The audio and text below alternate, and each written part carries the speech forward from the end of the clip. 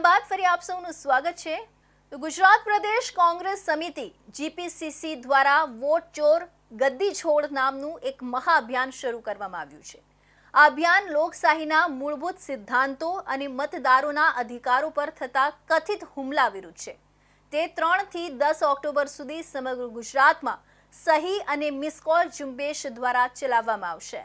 શહેર કોંગ્રેસ દ્વારા વોટ ચોર ગદ્દી છોડ અભિયાન અંતર્ગત સહી ઝુંબેશ શરૂ કરવામાં આવી છે। કોંગ્રેસ પ્રમુખ સહિત અનેક કાર્યકર્તાઓના સહભાગીત્વે અભિયાન અંતર્ગત શહેરના સીમાડા વિસ્તારમાં આવેલા સોસાયટીમાં લોકોના ઘરે ઘરે જઈને સહી કરાવવામાં આવી રહી છે। આ ઝુંબેશનો ઉદ્દેશ્ય જનમાનસને જાગૃત કરવો અને લોકશાહીના મૌલિક હક અંગે માહિતી પહોંચાડવી છે। લોકશાહી બચાવવાના બંધારણીય અધિકાર અંતર્ગત વોટ ચોરીના મુદ્દાને દેશભરમાં લઈ જવાના અભિયાનનો કોંગ્રેસે શરૂઆત કરી છે। આ અભિયાનનો મુખ્ય ઉદ્દેશ્ય લોકોને વર્તમાન વહીવટી વ્યવસ્થામાં મતદારોના અધિકારોના અપમાન અને ચૂંટણી પ્રક્રિયામાં થતી અનિયમિતતાઓને કારણે લોકશાહીના મૂળભૂત માળખાને નુકસાન પહોંચાડવામાં આવી રહ્યું છે તે અંગે જાગૃત કરવાનો છે।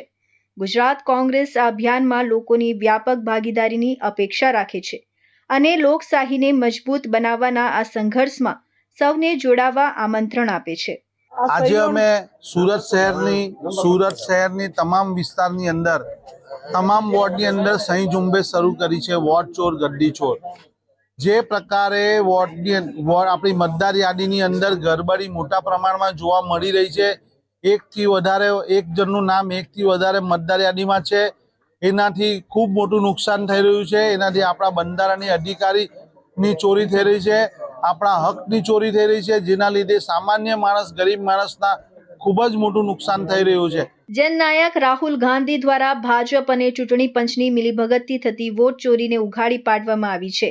ચૂંટણી પંચની અનેક ગેરરીતિઓ લોકો વચ્ચે ઉજાગર કરવા અને વોટ ચોરીને અટકાવવાના ઉદ્દેશ્યથી એઆઈસીસીની સૂચના અનુસાર ગુજરાતમાં તારીખ 3 થી 10 ઓક્ટોબર 2025 દરમિયાન વોટ ચોર ગાદી છોડ સહી ઝુંબેશનું આયોજન કરવામાં આવ્યું છે। સમગ્ર દેશભરમાં આ સહી ઝુંબેશ દ્વારા 5 કરોડથી વધુ સહી એકત્ર કરીને ખરા અર્થમાં લોકતંત્રને બચાવવાની મુહિમ હાથ ધરવામાં આવી છે।